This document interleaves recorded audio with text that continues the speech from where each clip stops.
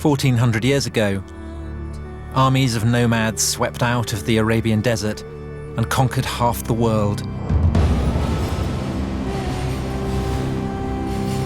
Today, their descendants tell an extraordinary story.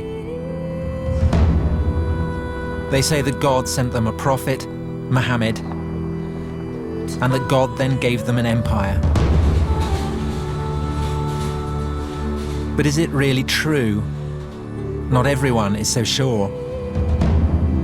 The Muslim conquests were one of the most decisive events in history. But were the Arabs in the 7th century even Muslims at all?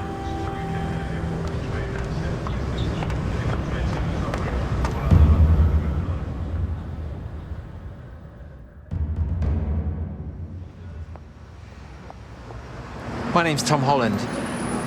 I'm a historian. I write about ancient empires, so Persian, Greek, Roman empires.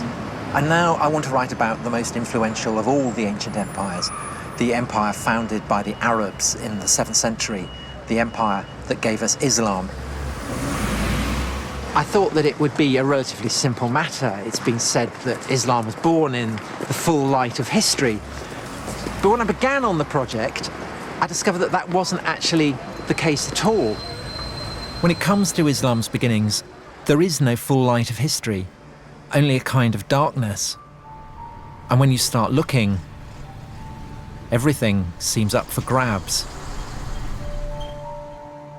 From the beginning, I felt like I was being sucked into a black hole.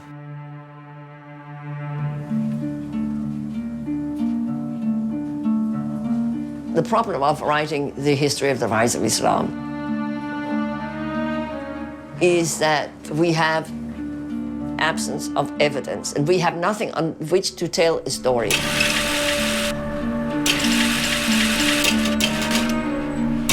I had expected Muslim testimony from the 7th century, but there's nothing there.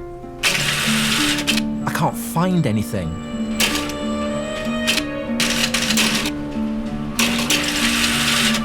There's a problem here. You're delving into the origins of Muslims' deepest beliefs, but where is the historical evidence? Sometimes the belief of the believer and the understanding of the scholar cannot be squared. It's a choice between doing history and not doing history. And so I do the history even though it may hurt people. You have to say things that believers don't say, things that sometimes shock believers, things that sometimes make them very angry.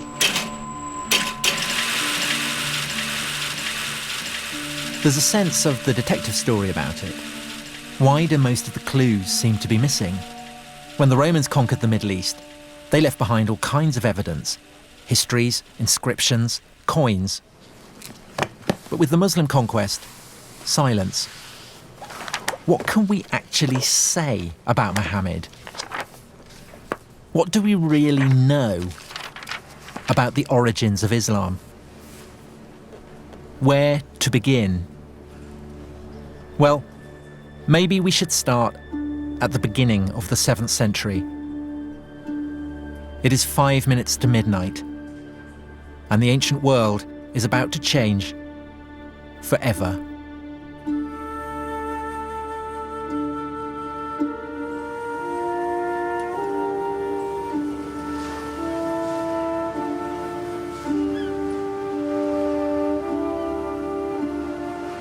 This is Istanbul.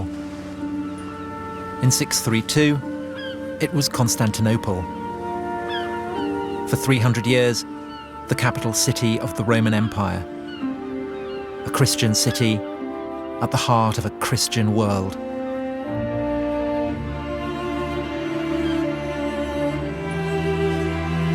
A universal religion for a universal empire. That was the Roman recipe for power. an idea fully appreciated by the Muslims when, almost 1,000 years later, they conquered the city and turned the largest cathedral in Christendom into a mosque. We know how and when the Romans became Christian because contemporaries tell us all about it. But what we don't know is how the Arabs became Muslim. Take a journey into the past, and you can't be certain where it's going to end. History is like a labyrinth. Once you're inside, who knows where it may lead?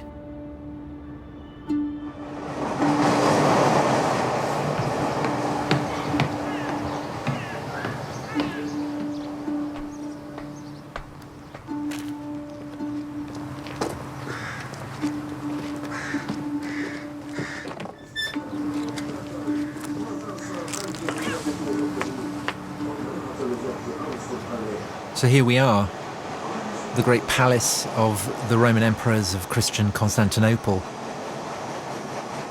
Odd to think that at the start of the 7th century, when Muhammad was still alive, this was pretty much the centre of the world. There's one awful poetry about the fact that all you've got here is splintered firewood. Because what this is something that's been smashed to smithereens, and what it preserves just the faintest trace of is what was at the time the hub of the greatest power on the face of the earth. So this is the White House, it's where the emperor lives, it's the Pentagon, it's the heart of the defense establishment, it's the Supreme Court, it's where laws are drawn up and made and issued, all in this one place that dominates Constantinople, the city of Constantine, the first Christian empire, the greatest city in the world. And now it's all gone. And it's in some bloke's garden. You've got the road on one side, you've got the train on the other. And the only thing to be seen is a cat.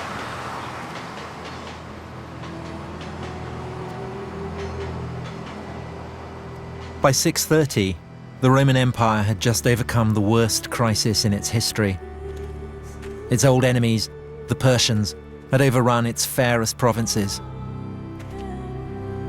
Persian troops had reached the very walls of Constantinople itself. Then, after 25 years of war, the Persians were defeated. The Roman Emperor was, once again, master of the universe. At such a moment, how could he have had any conceivable idea of the ruin that the heavens had in store for him?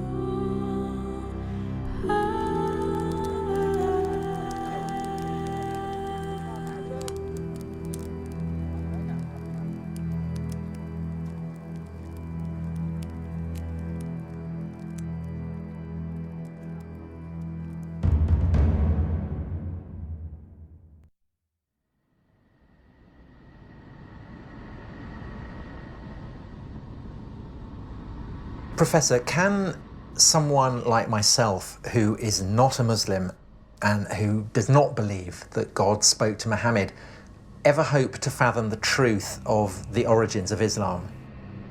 No.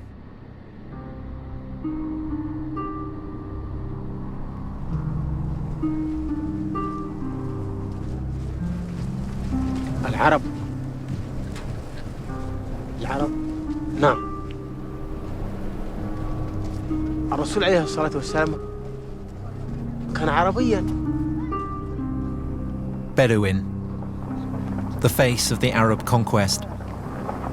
The shock troops who, in the 7th century, swept out of Arabia and forged a colossal empire spanning half the world.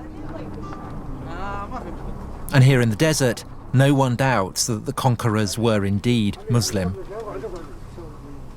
تركوا كل الدنيا، ما فكروا في التجارة، ما فكروا في الحياة، ما فكروا في أبناء. فكانوا يفكروا إني أقتل أو أن أموت في نص الطريق أو أموت ضيعة أو جوعا أو شيء. لا كانوا يفكروا في هذا، لا في نجاح الإسلام. Everything was for Islam. That's what they say today. The victories, the conquest, the empire. But how do we know Islam even existed back then? ثبت الدين وثبت كل شيء والحمد لله احنا ماشيين على سنة العسل على سنة الرسول. المسلمين هذه كلها من ذرية. يعني هذه احنا من ذرية الناس والله.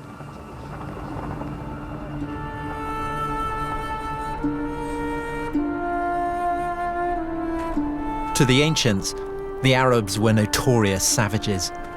Of all the peoples of the earth, the most despised and insignificant.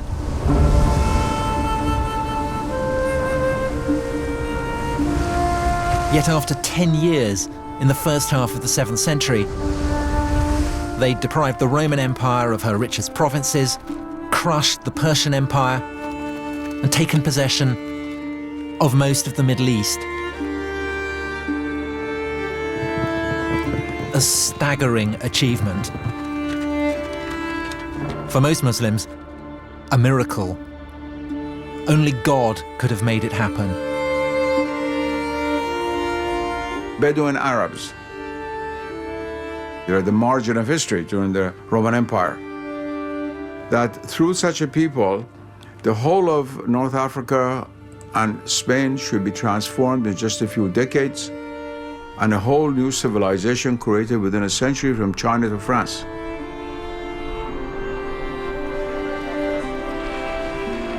And this is a historical fact.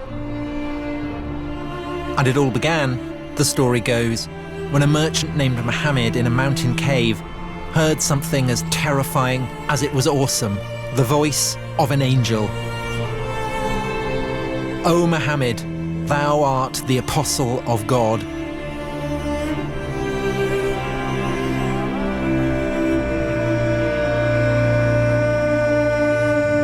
God had spoken to the Arabs.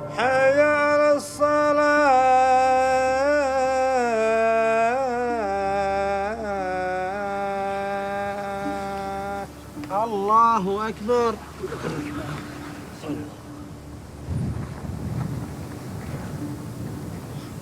Allahu Akbar.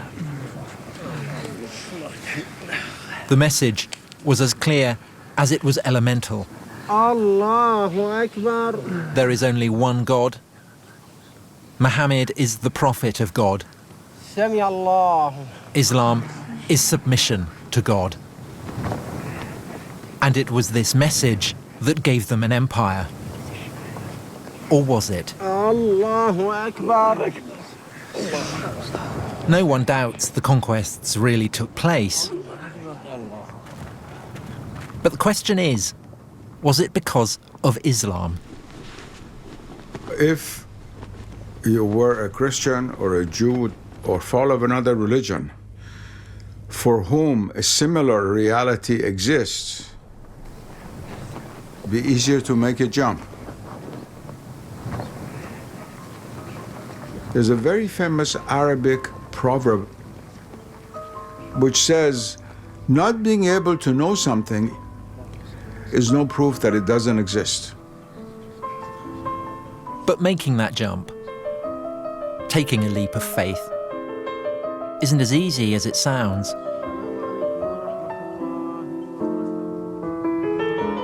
In Western universities, historical research is all about skepticism and doubt. And just as earlier generations of scholars turned a penetrating spotlight on the life of Jesus, so now some are taking a radical new look at the life of Muhammad. Patricia Kroner is a professor at Princeton. She is one of a number of historians whose research into the roots of Islam has sharply divided the world of early Islamic studies. You cannot reject the Muslim story, she wrote, but you cannot accept it either. The only solution is to step outside of the Islamic tradition and start again. There is a curtain as regards Muhammad that you can't get behind. What do we know about him and his life? Well, we know that he existed. We know that he was active somewhere in Arabia. We know that he's associated with the book, the Quran. He was the one who uttered it. But it doesn't get us to what actually happened, which is what, of course, a historian would like to reconstruct. We have absence of evidence. We have the Quran, and you can't tell the story of the basis of the Quran. We have various early non-Muslim sources. They don't add up to a story. We have nothing. We have this one book out of a nothing. There's complete darkness.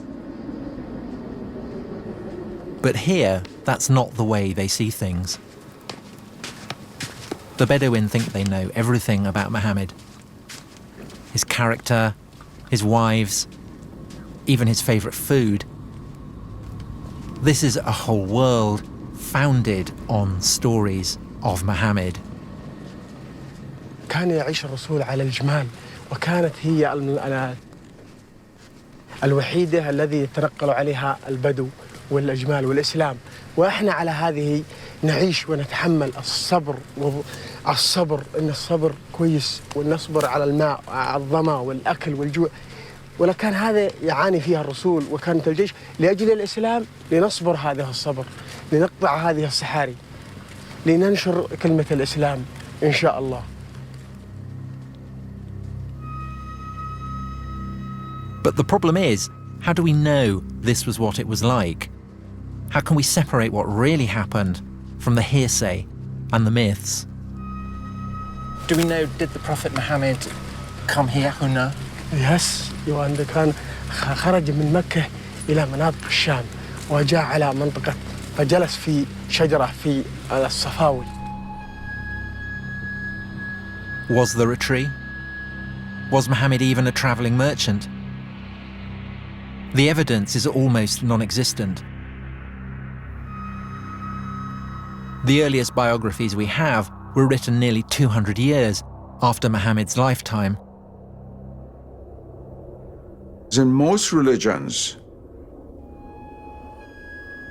the tradition was handed down through oral history for millennia. This is put aside. That was called positive history. The oral tradition is completely negated. Well, oral tradition means that you remember what you want. Some of it must be history, and most of it is clearly not history. It's just that they have been reshaped, rethought. They have been taken out of their original context, serving new functions.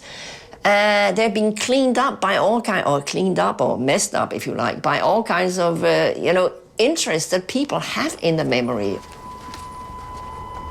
If supposing there is no written text of the time of the Prophet mentioning his name, the same is true of Christ, the same is true of Moses. That doesn't mean anything because there's always the oral tradition. Sometimes if you have other sources from other points of view, you can suddenly see what it is that's been changed, and then when you can see that, you can also see why it has changed. But because Islam arose in a relatively remote corner of the world, we don't have these checks. We don't yet have the key that can unlock the tradition.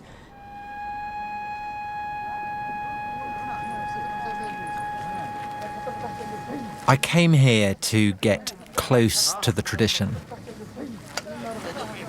And when you're here, you can feel its weight.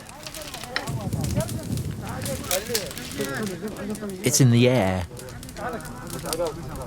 It's palpable.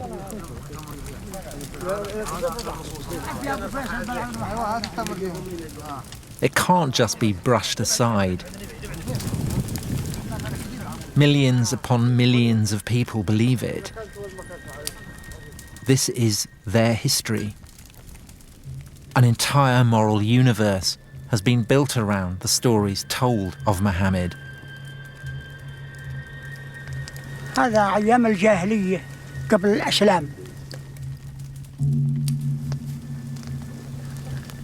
كان الواحد يوم تجيه بنت خوفا لا تعمل عيبة وكذا إلى آخره يذبحها، لأنها عار، يجيب لها عار ويجيب لها منتقد بين البشر.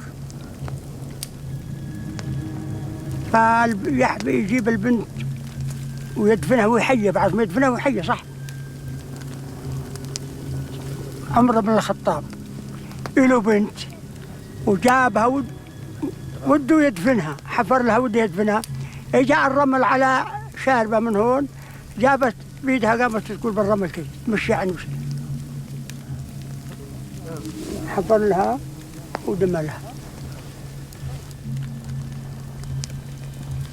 جاء سيدنا محمد صلى الله عليه وسلم أوقف كل الأعمال هذه.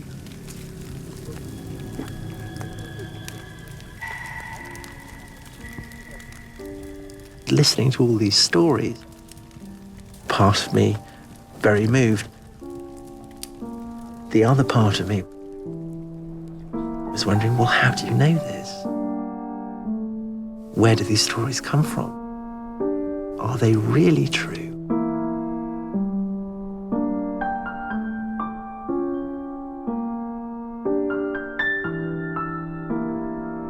Gradually in the West, for the intellectual elite, the sense of the sacred was lost.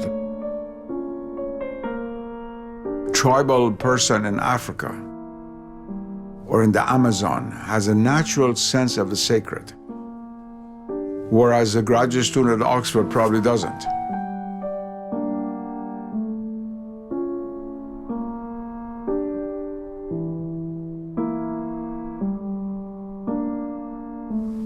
الله أكبر.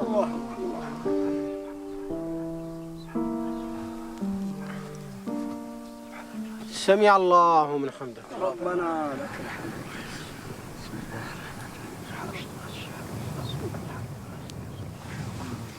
الله أكبر. الله أكبر. سبحان الله. الله أكبر. الله أكبر. يا رحمة الله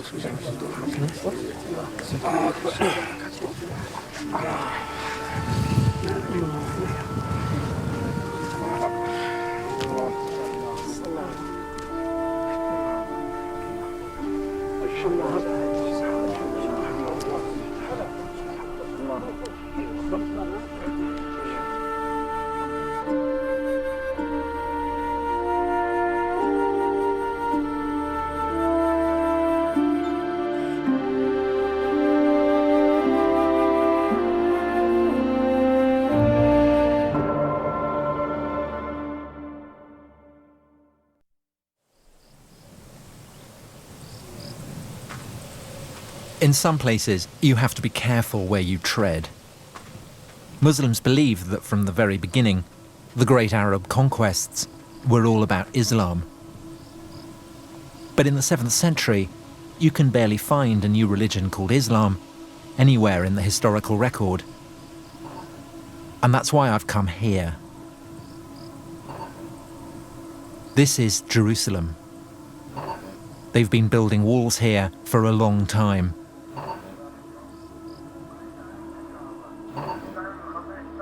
But they've never built a wall yet that could keep people safe forever.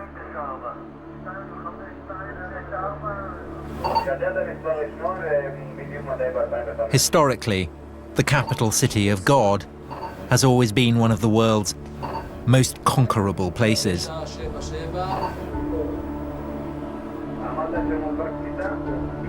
Here, if anywhere, in the one-time world of the Roman Empire, the 6th and 7th centuries live on. The same intensities, the same anxieties.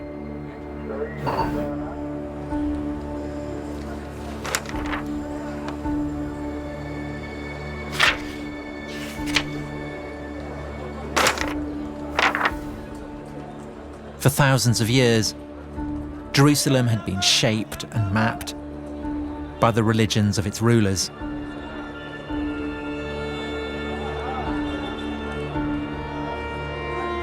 When the Jews ruled, they built a gigantic temple which dominated the city. Later, when the Roman Empire became Christian, Jerusalem was transformed into the world centre of Christian pilgrimage. Look at the street plan now, and you saw a map of a Christian world. The Jews were gone, airbrushed out of the picture. The Romans constructed a new Holy of Holies, the Holy Sepulchre, a vast cathedral raised over the traditionally accepted site of Jesus' crucifixion.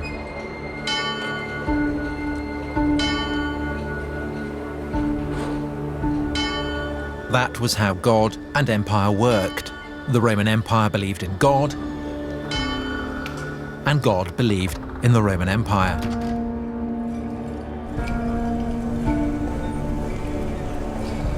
But then, in the year 636, God changed his mind.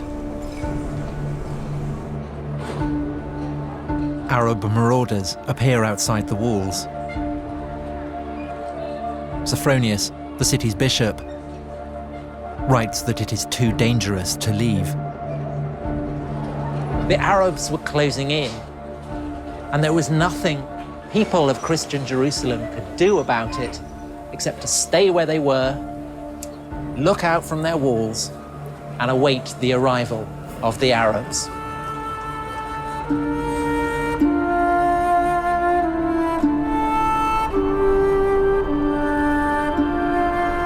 And out of the desert they came, and they had become irresistible. In 636, they beat a Roman army at Yarmouk. Soon after, they beat a Persian army at Qadisiyah. Both empires too weak after their own long wars to resist the Arabs. They marched into the richest provinces of the defeated empires. And less than 5 years after the death of Muhammad, they set their eyes upon the promised land. The land flowing with milk and honey, the land that God had promised to the Jews. Now, the Arabs had come to claim that birthright for themselves.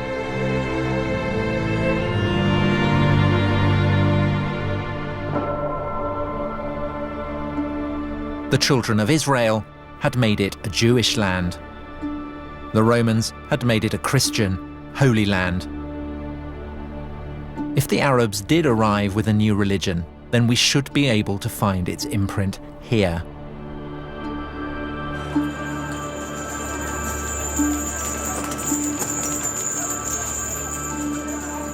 Contemporary Christian sources confirm that late in the 630s, the Arabs took over Jerusalem by peaceful negotiation.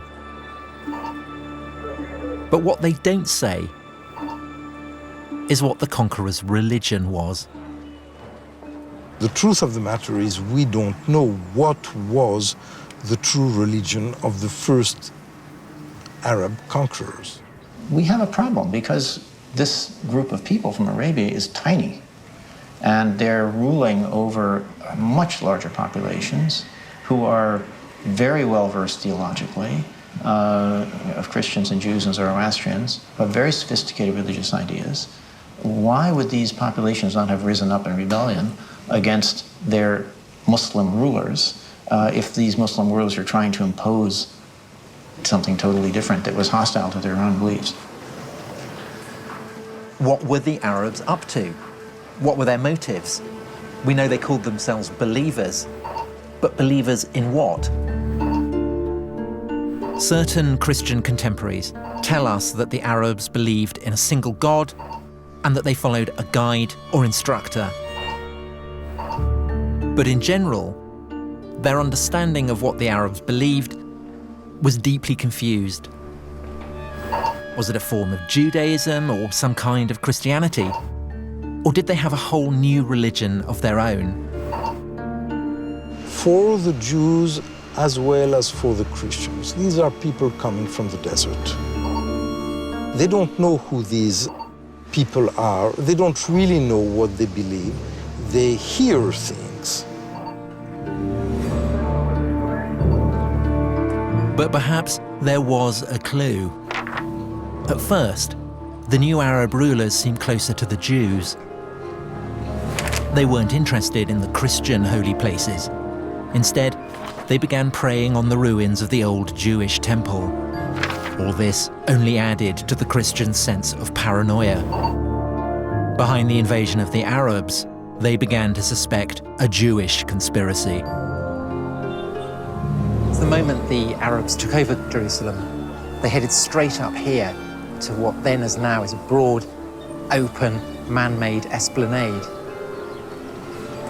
The holiest place to Jews anywhere in the world. So the fact that the Arab conquerors came up here and started building a prayer hall on such a sensitive spot inevitably served to raise quite a few eyebrows. The Jews hope that these Arabs from the desert come as liberators. They permitted the Jews to come back to the Temple Mount and pray there.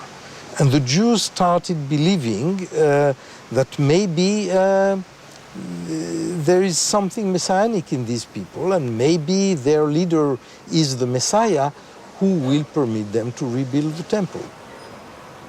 Christian theologians who speak about the Arab conquerors find it very hard to understand that they are dealing with a new religion.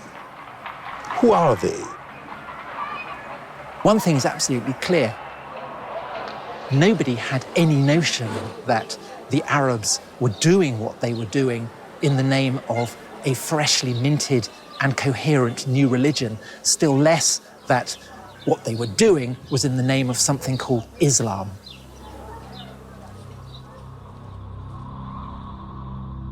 So did Islam even exist in those early years after Muhammad? In Jerusalem, 30 years after the conquest, it was business as usual.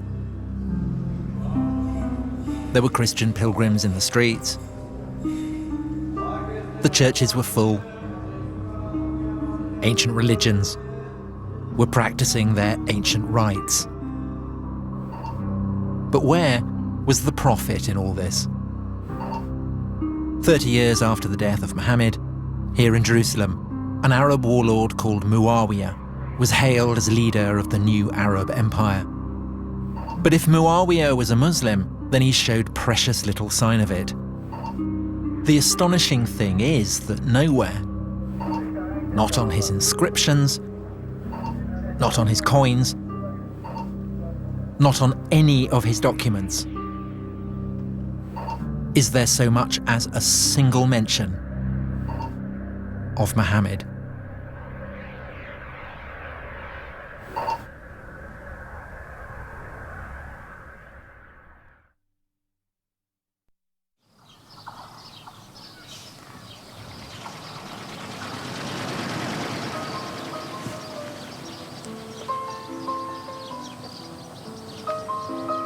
I've been trying to trace the origins of Islam. But it's a bigger mystery than I'd ever imagined.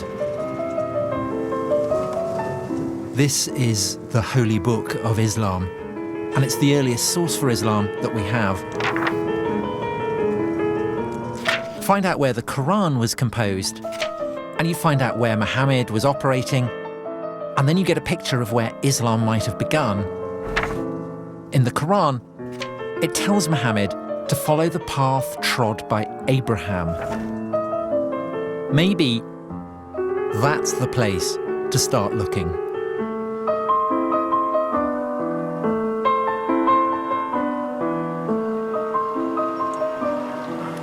I'm in Hebron, which is a town on the West Bank, and I'm currently in a Jewish settlement. But Hebron is also very much a Palestinian city, and so the atmosphere is probably as tense as it is anywhere between Israelis and Palestinians. There are Israeli soldiers here with very large guns. And what they're guarding is this, the burial place of Abraham.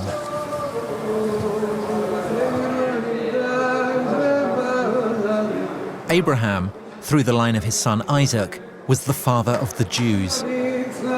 When everyone else was still pagan, Abraham worshipped the one true God. And for this, God rewarded him and his descendants with the promised land, part of which today goes by the name of Israel. This is the tomb of Abraham. And the reason that the soldiers are here is that these are not the only people who regard him as their ancestor. And they're not the only people who believe that God gave them the promised land. On the other side of the grill are Muslims, and they tell a different story.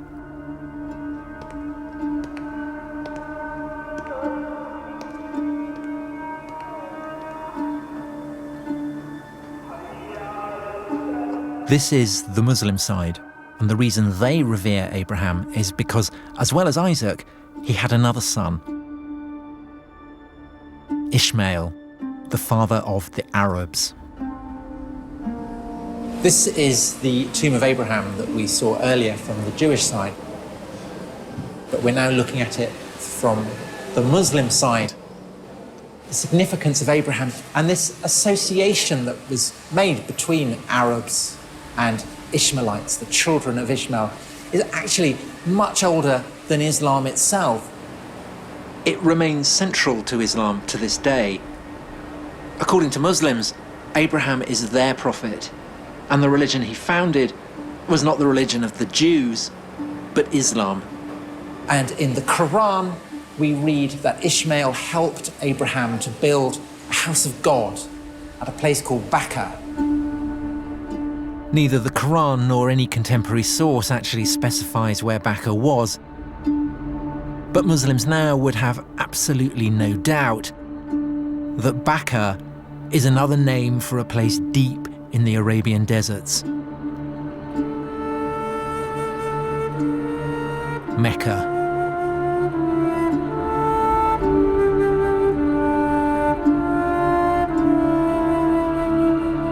The holiest city in Islam, the birthplace of Muhammad. This is the largest mosque in the world. At its center, the Kaaba, the house of God, first built by Abraham and his son Ishmael, on foundations laid by the first man, Adam. It is older and holier than anywhere else in the world. It was in the hills above the city that Muhammad received the first of his revelations from God.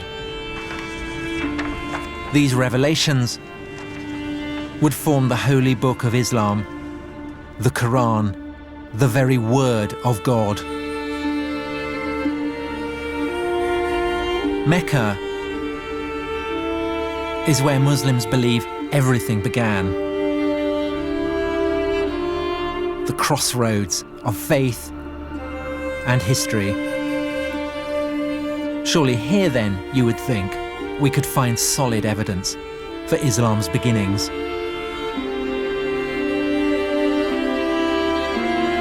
But there is a problem. Aside from a single ambiguous mention in the Quran itself, there is no mention of Mecca, not one, in any datable text for over 100 years after Muhammad's death.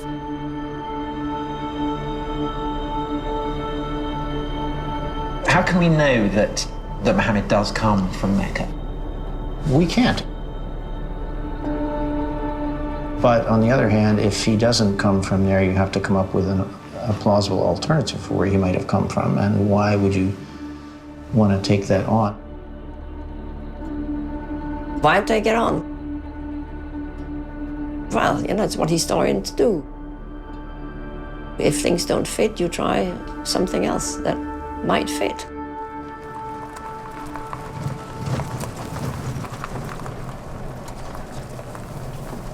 Here we go. So this is it. Yeah, here we are.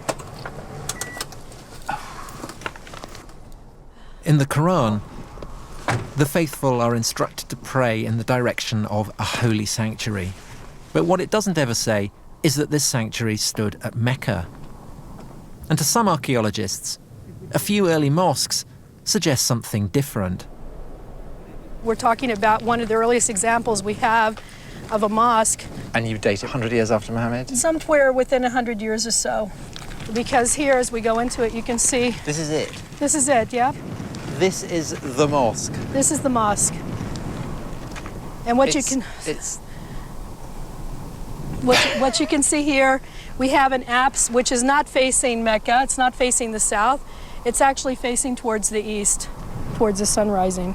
This is an example of the time before the direction had actually been preferred towards Mecca. So the implication of that is that at this early stage of Islam, the focus of prayer has not yet been absolutely fixed. The direction of prayer had not been well established yet. So it's a bit like the concrete hasn't yet set. It's that you can still play with it, you can still fiddle around with it, you can experiment with it. Very much so. Mm-hmm. Yeah. Wow. Not a decisive clue, perhaps. But it is suggestive that even though there are no Muslim sources, there are reports from Christian writers of the time that the Arab conquerors bowed their heads in prayer not in the direction of Mecca, but in a quite different direction.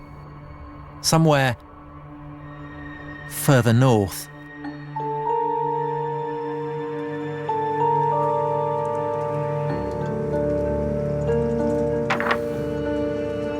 In the Quran, it never actually states that Muhammad lived in Mecca, nor that Mecca was where the first revelations took place. Does the material in the Quran point to Mecca being the setting for God's revelations to Muhammad? No, it doesn't.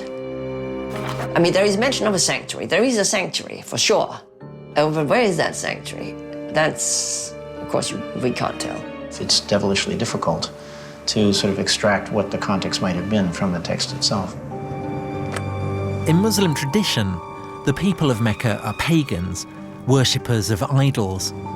But in fact, the people the Quran describes have a deep and sophisticated knowledge of the biblical tradition.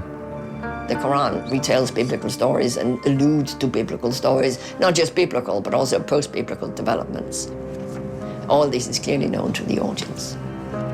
It suggests that what we have is a kind of response on the part of, let us say, Muhammad, to the debates that were going on in Christian and Jewish communities, where they were debating theological issues and questions that come out of the Hebrew Bible and come out of the New Testament. And the Quran seems to be an effort to engage in the discussion. And so there's a strong connection with the late antique religious discourses that were alive throughout the Near East. So it's obviously not a pagan world we're looking for. The people in the Quran worship a single God, but it then accuses them of praying to beings other than God. And there's something else. The people the Prophet addresses in the Quran are farmers, agriculturalists, but there was no agriculture in Mecca. Mecca does not have an agrarian base. In Mecca, it seems to have been quite an arid valley. If Mecca is this barren, infertile place, how is it that in the Quran, the opponents of the Prophet are described as keeping cattle and growing olives and vines? Good question. This is one of the reasons why some scholars feel that the text of the Quran is really plugged into, say, Syria. Because that's where vines and olives grow, you would find much those further in north. Geographical Syria, right? You don't find olive trees in Mecca. So if Mecca wasn't the starting point of Islam, what was?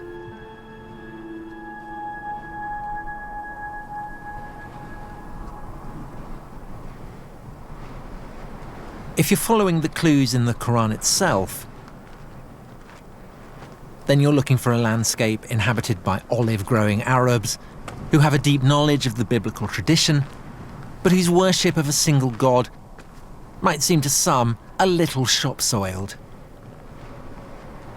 This is the city of Avdat, in the Negev desert.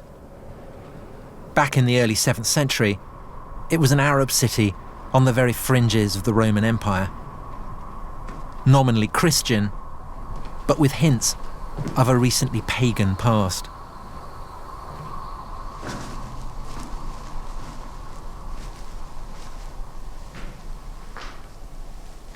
There can be no doubt that this is a Christian place of worship. There are 2 crosses on the ceiling, but there's also something very interesting in the corner, which is a bull complete with horns, and the bull is an image that very probably is drawn from much older native Arab pagan traditions.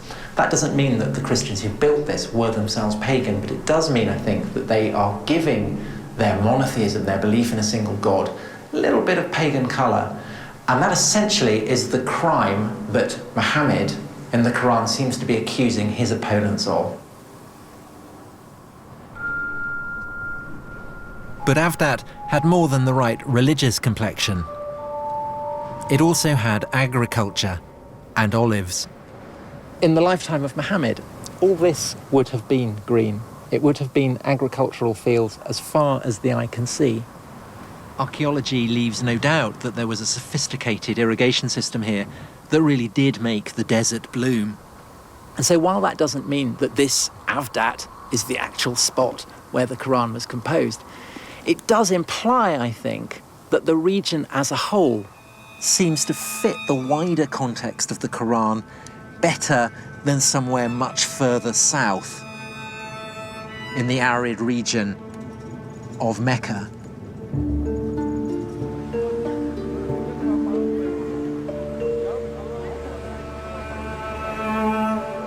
When you read through and through the Quran, what's really striking as compared, say, to the Bible, which is full of allusions to recognizable landscapes that we know, in the Quran, it's an effort to find an allusion to any landscape or natural setting that we could actually pin down.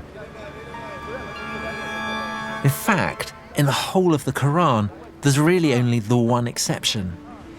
Not far from Avdat, a strange hint about where the Quran might actually have come from. We are on the southernmost shores of the Dead Sea, between what is now Israel and Jordan. Lot was the nephew of Abraham, and he went to settle down in a city called Sodom. And the people of Sodom were notoriously racy. Unsurprisingly, this provoked the wrath of God. He destroyed his city, and this is said to be the remains of Sodom, where the anger of God was poured down upon it. And the Quran. So also was Lot among those sent by us. Behold, we delivered him and his adherents, all except an old woman who was among those who lagged behind. Then we destroyed the rest. Truly, you pass by their sites by day and by night. But if the people being addressed by the Prophet are passing this place by day and by night, then what's it doing here? 1,000 kilometers from Mecca.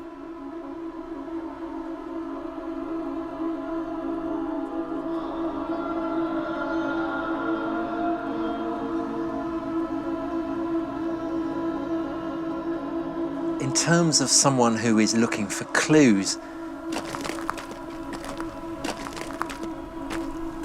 you are very much in the situation of someone who is panning for gold.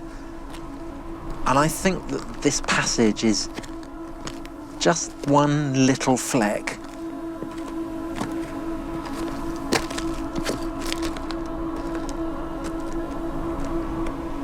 I mean, there is one possibility, of course, which is that this one fragment originated in this neighborhood. Perhaps the rest came from elsewhere. But that then begs the question of where all the various component parts of the Quran are coming from. Are they necessarily to be attributed to one person living at one time? Again, when you start asking that question, it's very hard to know how far to push it. It's from the West that this kind of history came up. That is, reason is the ultimate decider and judge of the truth. But what I'm saying is that those are not going to really give you the reason that is logically satisfying.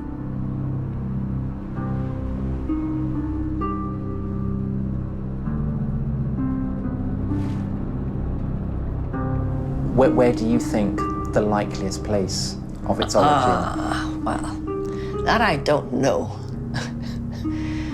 That I don't know. I don't think I should speculate on that. Okay, all right. Okay. My greatest fear is that I'm completely wrong. I do sometimes wake up in the middle of the night and think I've got it completely wrong. Once the world is reduced to a mechanical world, then all other levels of reality lose their status as being real. And they're relegated to the realm of so-called superstition. And what is not seen is considered not to exist.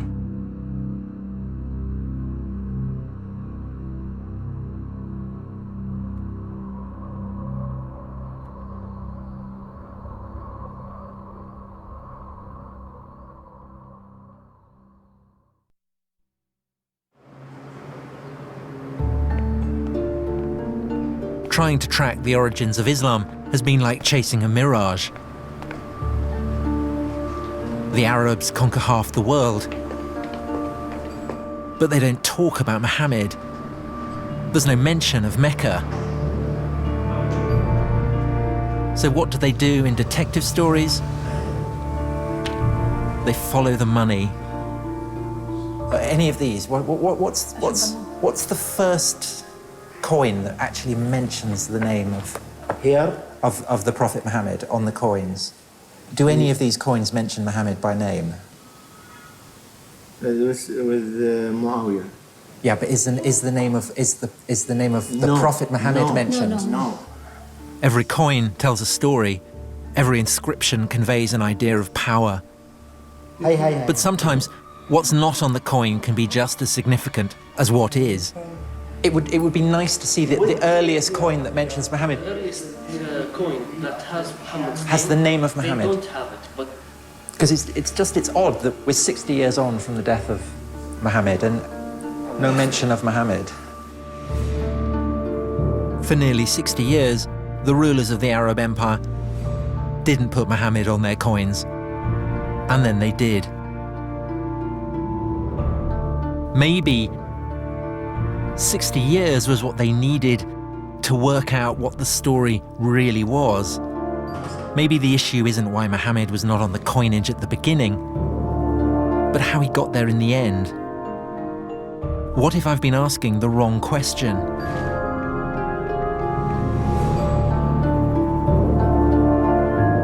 What if it wasn't Islam that gave birth to the Arab Empire, but the Arab Empire that gave birth to Islam? The empire was rich beyond imagining. By the mid-680s, it stretched from northern Persia to Egypt and North Africa. But who had the right to rule it?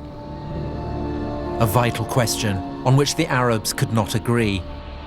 And with so much to play for, they began to turn upon themselves.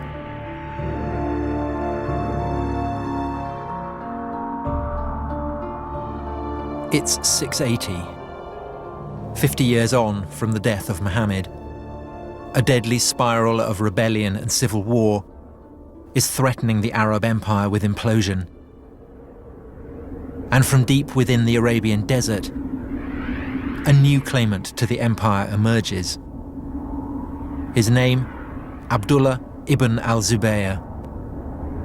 And Ibn al-Zubayr is going to change the game. What I've got here is the coin that I was looking for in the Coin Museum, and it's stamped quite literally with the genius of Ibn al-Zubayr. It was struck in 685, 686, so that's more than half a century after the death of Muhammad. And it bears a novel and fateful slogan: in the name of God, Muhammad is the prophet of God. And so here, at last, emerging from out of the black hole, we get a mention of a Muhammad who is a prophet. And this is the first time we have it on any inscription, any surviving document. Ibn al-Zubayr had essentially realized what Constantine, the first Christian Roman emperor, had realized long before him, that it was no good the lord of an earthly empire laying claim to the favor of God unless he could absolutely demonstrate the cast iron basis on which he was making that claim. And Constantine, in his attempt to obtain that sanction, had turned to the Christian church. But Ibn al-Zubayr turns to the figure of Muhammad. Now, as it happens, Ibn al-Zubayr loses the civil war. He is defeated by a rival warlord who lays claim to the empire of the Arabs. But the discovery that the name of Muhammad can be used to buttress earthly power, that is not forgotten.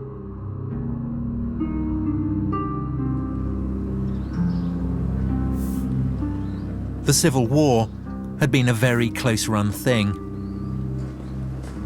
And the victorious warlord, Abd al-Malik, had no intention of ever again allowing Muhammad's legacy to fall into the hands of a dangerous rival. The Romans had known all about religion and power. When they had become Christian, they had redrawn the map of Jerusalem.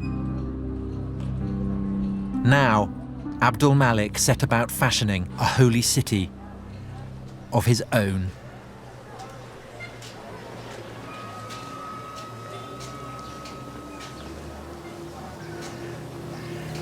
God, it's beautiful. The Dome of the Rock.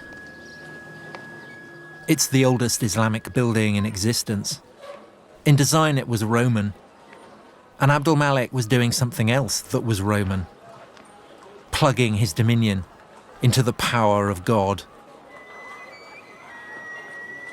On the walls, there is an unequivocal mission statement. Religion, in the eyes of God, is Islam. There are mentions of Muhammad, quotations from the Quran. At last, something that we can recognize unmistakably as a new religion. There's a sense here of something new coming into being. There's the sense of the old, the Roman-style pillars and the mosaics. And yet, this is clearly not Roman, this is clearly not Christian. This is the beginning of something very, very potent, a harbinger of a spectacular future. It was built on the very site of the old Jewish temple. Down here, the foundation stone of the world, the very junction of heaven and earth.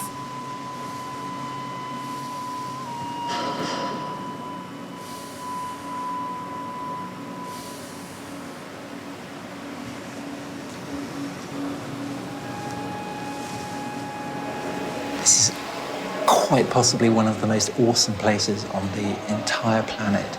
It is deeply, deeply holy, not to one, but to two great religions. It's the place where Jews believe God inhabits on earth, the Holy of Holies, the Shekinah. And to Muslims, it is the cave that Muhammad prayed in after being brought here from Mecca before he ascended to heaven to be confirmed as the seal of the prophets. So, in religious terms, this is like a sort of nuclear reactor, firing out isotopes and power.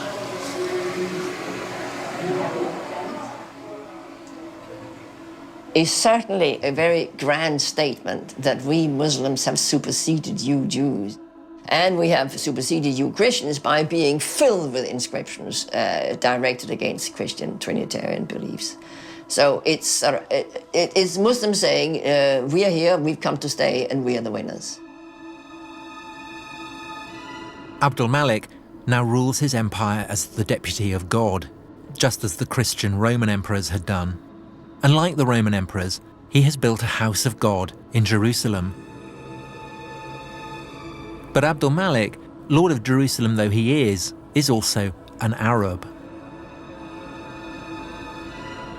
Perhaps for Arabs, Jerusalem, for all its ancient and unrivaled potency, owed too much to the Jews and Christians to stand alone as the holy city of the new Arab empire.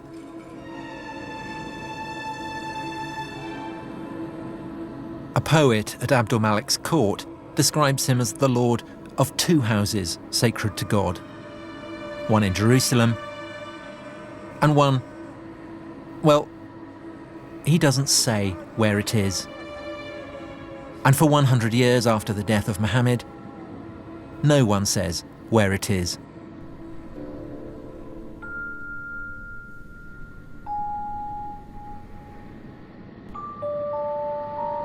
All sources go on calling it a place in the desert. It's a sanctuary in the desert, without giving it a name. And at some point, this sanctuary must have been fixed at Mecca, in the middle of the desert. But why? The truth of the matter is we don't know what was the true religion of the first Arab conquerors. It's an Arab story. Arabs come from the desert. God is speaking to the Arabs. They don't want Jews or Christians having any influence on Muhammad. الرسول عليه الصلاة والسلام كان عربيا. المسلمين هذه كلها من ذريته. يعني هذه احنا من ذرية النسل. The Quran is in Arabic. The Quran is full of characters from the Bible. But if the book came out of the desert, how did these characters get there? We have nothing. We have this one book out of a nothing. We don't have the key that can unlock the tradition. But maybe that's the point. We're not supposed to unlock the tradition. God's message comes to a prophet. The prophet lives in a desert. There is no room for anyone else. It's remote. It's remote. It's uncontaminated. It's pure. It's a place where we can rule out that Muhammad got his ideas from others than God.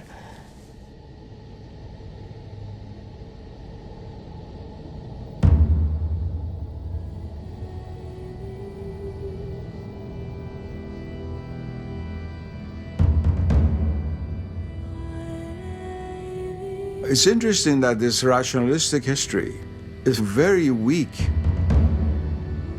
in being able to provide causes for certain effects. Not being able to know something is no proof that it doesn't exist. You begin by looking in the record, and all you find is emptiness. And you end up in the desert, and all you see is emptiness. But perhaps the emptiness is the answer. Maybe Mecca gave Islam what it most needed. A blank sheet where Muslims could put their prophet beyond the reach of history.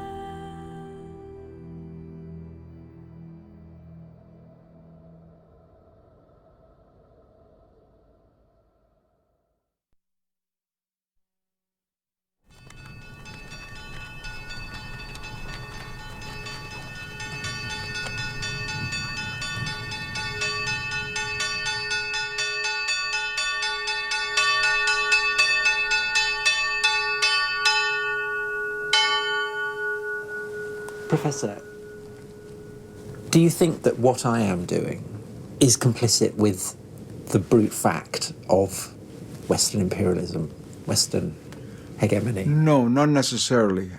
As long as you remain aware of what you're doing. If you come as a Western scholar or historian, and in all honesty, present what your worldview is, and let's say when I look at the Islamic world from this paradigm, this is what I see, and bring out why this is different from how Muslims see themselves, that I think is a very honest effort, and is a good effort. But if you try to act as a doctor to a child, take this medicine, is good for you, you don't know, you're eating the wrong thing, this is how it should be, that's where the problem begins. And the Muslim world is no longer going to accept that. The days when the British would bring scholars from England to teach Indians how to be Hindus and Muslims is finished. It's finished. It's true, before I began, I did have preconceptions. I was brought up a Christian, but I was also brought up in an environment that questions everything. Studying ancient history is a process of paint stripping,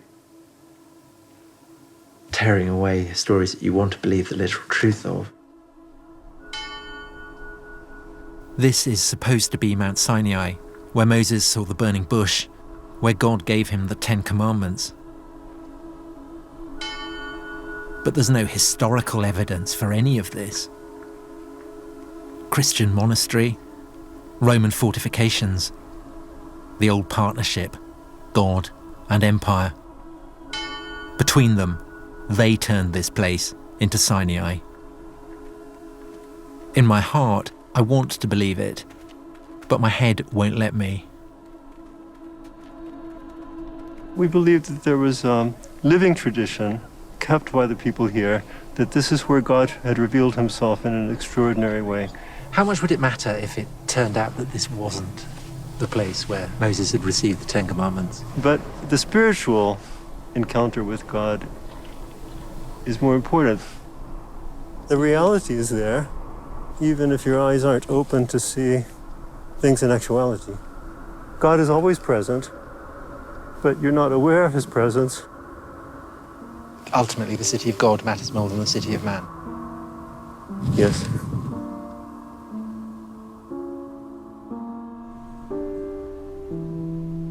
But as a historian, I have to presume that the city of God was built by man as well. I wanted to map the human past in human terms, to make a map that fits the facts.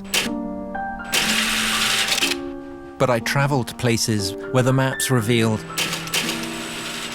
a heavenly plan, sacred lands, sacred places.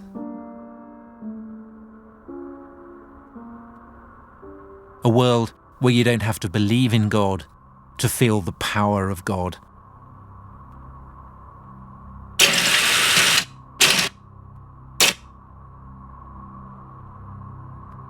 This is the Promised Land. Some call it Israel, some call it Palestine. A land where Muslims, Christians, and Jews still fight over the story of a promise made by God to Abraham thousands of years ago. Was there really a promise? It's not for the historian to say. But the world believers make in the name of God, that is what history is about. Even today, more people die for visions of heaven than they ever do for historical facts. Stories that never happened can be infinitely more powerful than stories that did.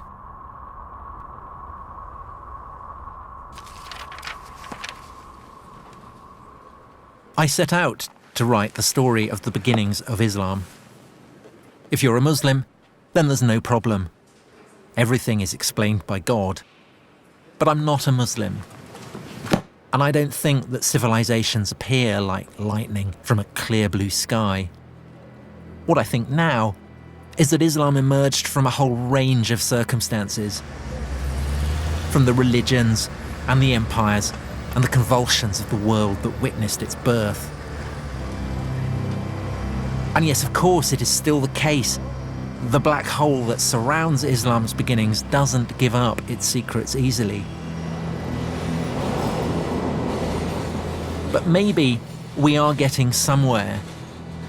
The search for the historical Muhammad, for the origins of the Quran, for the whereabouts of the first sanctuary, for the way Islam evolved out of the Arab Empire. These are pieces of a whole new story.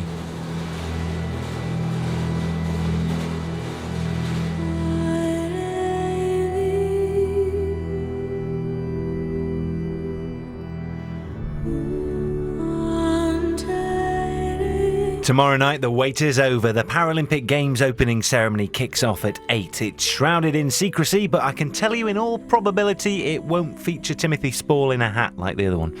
Next tonight, 2 houses and 5 garages were full of stuff 6 months down the line. How's the big clean out coming along? Catch up with the obsessive compulsive hoarder.